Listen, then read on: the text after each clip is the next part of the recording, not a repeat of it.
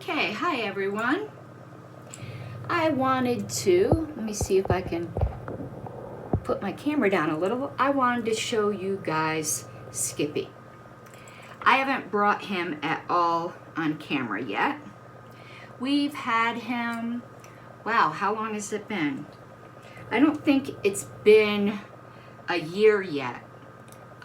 He is a rescue dog that I got after the best dog I ever had, Lucy.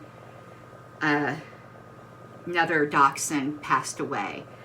We actually had to euthanize her.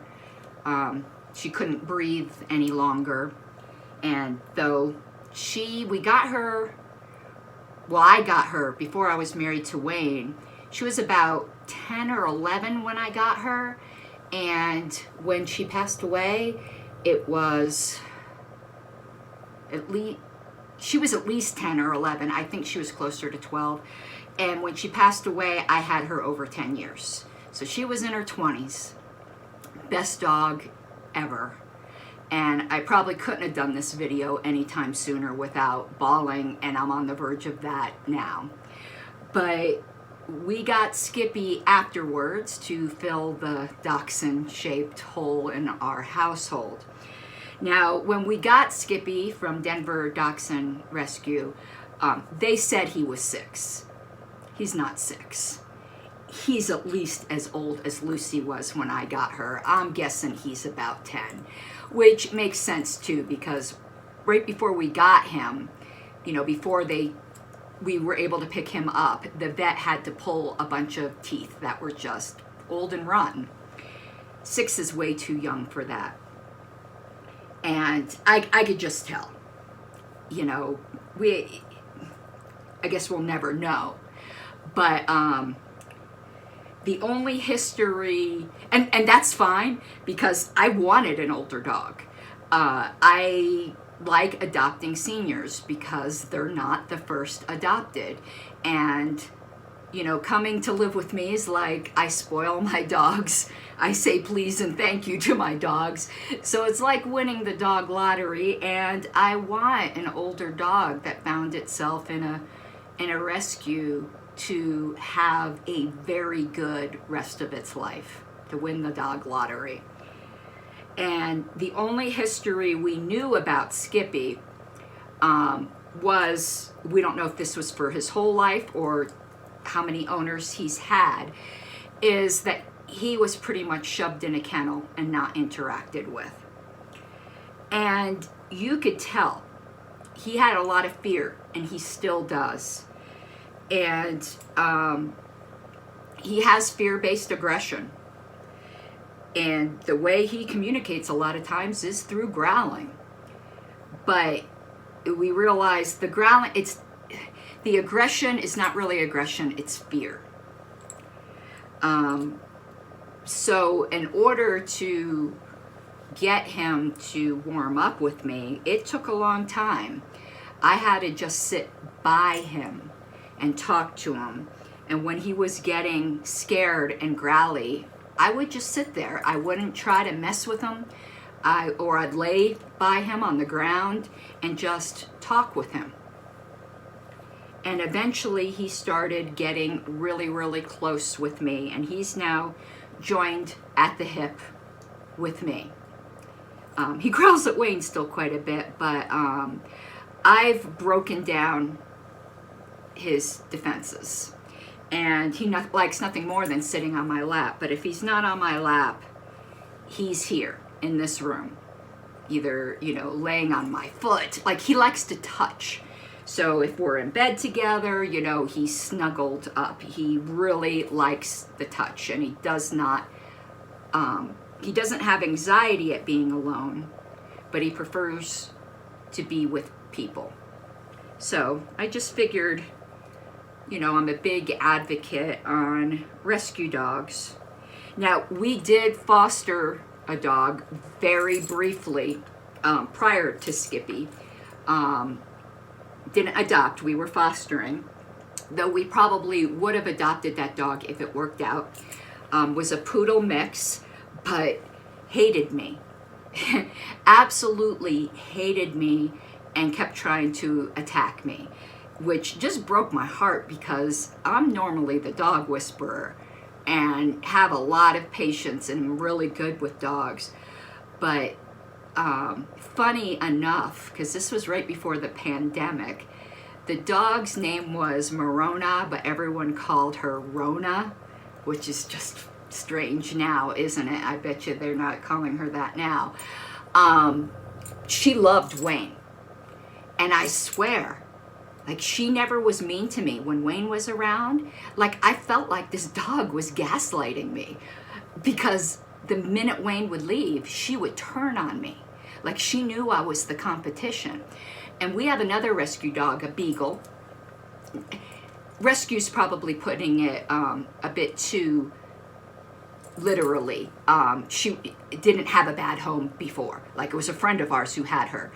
But they ended up going on the nomad lifestyle, living, traveling around, and it just wasn't working out. So rather than the dog going back to the breeder, we took her. And the gentlest scaredy cat dog you'll ever meet in your life.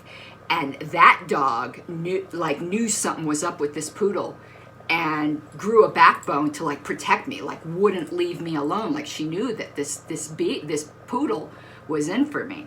So we couldn't continue to foster her. So obviously didn't adopt either. And we only had her for about a week, because that one night where it was scary. And I, am normally very, very good with dogs. Skippy, you don't want to stay on my lap. You almost always want to stay on my lap. He knows he's on camera and he doesn't want to be.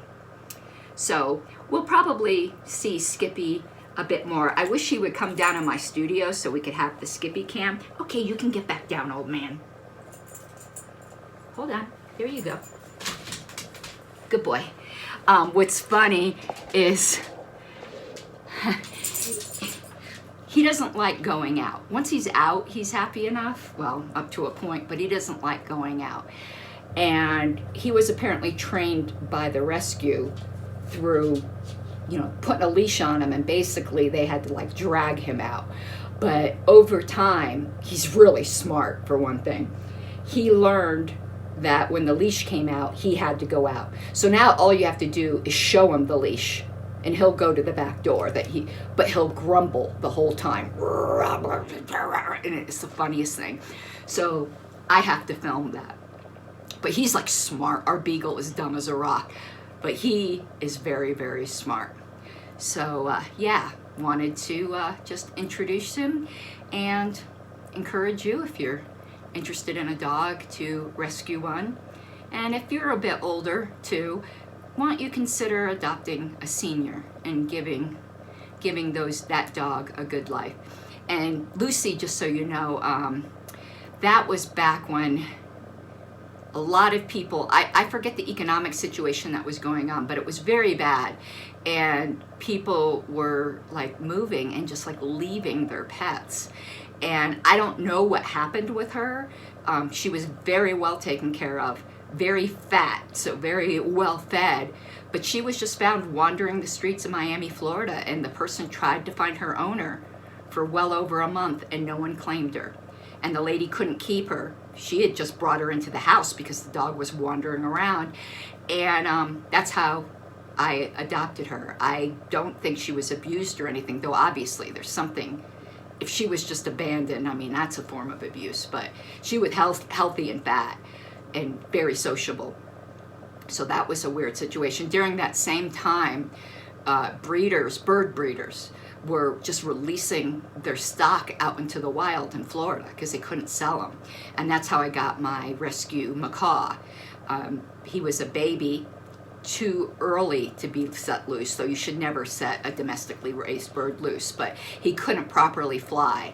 And he was found in a field with a broken wing that was so bad that it was starting to rot off of him. So they had to amputate part of his wing. So I've got that bird, and he is neurotic. Like, you can tell, like, it affected him. He's neurotic as hell, but, and a picker. So, yeah, he's got a lot of problems. But a sweetheart, like, well, I hate saying a sweetheart because he will bite the hell out of you, but he's also loving in a weird way. And he used to love to get kisses on the beak, but to be honest with you, because he is so neurotic, I just don't do that anymore, because one day he could just nut up and bite me in the face, and it really wouldn't be his fault. I mean, parrots are still wild animals, and I knew he has psychological problems, so it's my own fault if I put my face close to him. But God, for like 6 months after I stopped doing that, he kept reaching for me and just wanting a kiss. Broke my heart. But yeah, he still though loves me, like, and he just shows it in other ways, and can't stand Wayne. Poor Wayne. But you know, birds tend to be one person creatures, and I had him for a few years before I met Wayne. Okay, well, that's it for the pet stuff. I'm probably going to post this on both of my channels. If this is on Pink Flame of Liberty, I've got a personal channel at, actually, it's Karen Ann, where I do mostly makeup and lifestyle stuff. There's like 4 subscribers, but if you're interested in that, go over there. And if this is on, actually, it's Karen Ann, my real channel, I guess, or my more active channel, is a political commentary channel with a little bit of personal stuff sprinkled in at Pink Flame of Liberty. So hopefully there'll be some cross-pollination. Bye-bye.